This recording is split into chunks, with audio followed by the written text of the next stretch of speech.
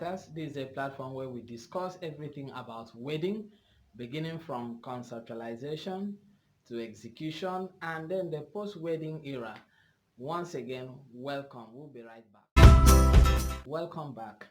If this is your first time of watching this channel, this is a channel where we talk about wedding, everything about wedding. But eventually you are preparing for wedding, you are about to get married and or you are yet to be married, then this is the right channel for you to watch. And today we want to discuss one important issue that a lot of people have been wondering: when will it happen, how will it happen? And I'm looking at some of the tips that you need to understand before putting up your wedding date or before going into celebrating, because wedding is all about marriage celebration.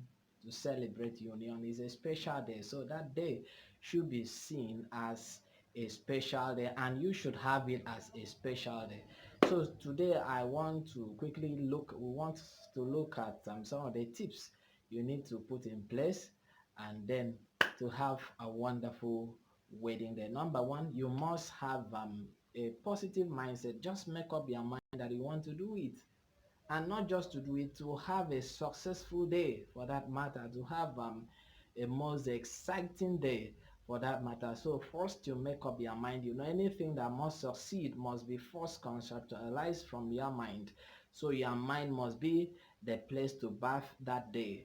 That's number one. Then number two, you must agree with your partner the type of wedding you want to have, whether it's gonna be a society wedding, a big wedding, and then there must be agreement. Like they said, if two are not agreed, how can they move together? So there must be an agreement between you and your partner, the type of wedding you want to have. Then number three, it is important, especially in this time and age, you need to carry out a research.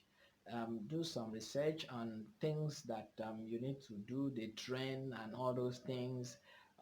If you are a fashionistic, I need to look at the fashion that is trendy and all those things, and then also it will help you in the next tip I'm gonna give you now. So do your research. Can be offline, can be online, but if you can do both, better. But please, please, please, it's not everything you see online that you must take hook and sinker. So do a lot of research both offline and online, and also ask questions where necessary. Then number three now, number four now, come up with a realistic budget after you have done your research. Come up with a not realistic, relatively realistic budget, because you discover that even when you come up with a budget that seems to be realistic along the line, there may be changes before that time. So let your budget be flexible in the course of trying to implement it, but let it be relatively realistic. Then number five now, make sure at this the next point is that you involve your family members, especially your parents. Depending on the background you are coming from, if you are from a wealthy family, don't forget your parents would like to shoulder most of the things that you want to use in the course of the wedding, especially financing some of those things. So make sure that your parents, your family members, those that are important, those matters as far as that event is concerned, are carried along. Why do I say so? Because for instance, if you have a parents that are very wealthy and they want to do things that will suit their status, because they will invite friends and colleagues and associates to be part of that celebration. So you make sure you carry them along. Then number five, make sure you involve your religious organization. For instance, if you are going to wed in a church, make sure you get information from the church.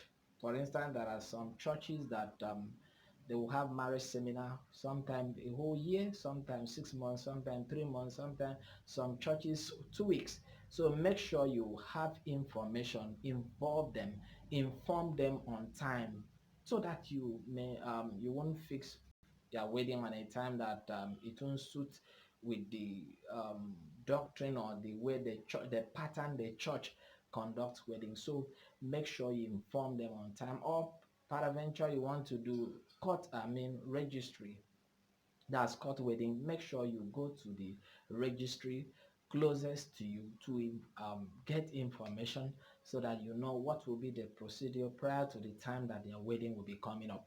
Then number 7 now, have a proposed date after you might have involved your church or mosque or whichever way, or the registry. You now come up with a proposed date, because why all this while you might have a proposed month or season or thereabout, but by this time, after gotten information from your religious organization, whether your church or mosque or registry, you can come up with a proposed date now. Because when you talk about wedding date, there are a lot of things that may involve, that may prompt a change. So make sure you come up with a proposed date. Then number eight now, you hire event planner. Very, very important. Hire event planner. And if you think it's not necessary to hire event planner, you delegate duties. Involve friends that are reliable. Involve family members that are reliable, that you can trust. You can assign duties to them, and then you are sure that those things will be implemented. So involve them if you don't want to involve event planner. But if you have a mind of involving event planner, good for you, because it will save you the stress, the cost. You can watch up my one of my video, why you need to hire event planner for your wedding. Watch one of my video, just scroll down, you see the video, and you understand why event planner is very, very important when organizing wedding, especially time and cost. It will save you those two things. Most people have an erroneous belief that when you hire event planner, you spend more. No, you spend less. So you can get one. A good event planner knows the way out. He knows how to negotiate. He knows how to manage time and everything. And even on your wedding day, you relax. You'll be treated like a royalty, and which you are. And also your guests will also be treated like royalty, and there will be no marginalized, how will I call it, assumed marginalization. Everybody will be treated like a royalty. Then lastly, start to make deposit for things. For instance, if your wedding is towards your death, is towards the festive season, that's the time we call peak period. So make sure you start depositing on time, and even before you come up with a date, you should make sure your event venue is fixed. Your wedding reception venue is fixed, either by deposit. Anything you deposit, make sure you get receipt for it, so that the date will be clearly stated in the receipt. And before I close today, before I want to plead with you, if this is your first time of seeing this channel and you have not subscribed, do well to subscribe. This is a channel whereby you'll be loaded with a lot of information as far as wedding preparation, wedding date is concerned.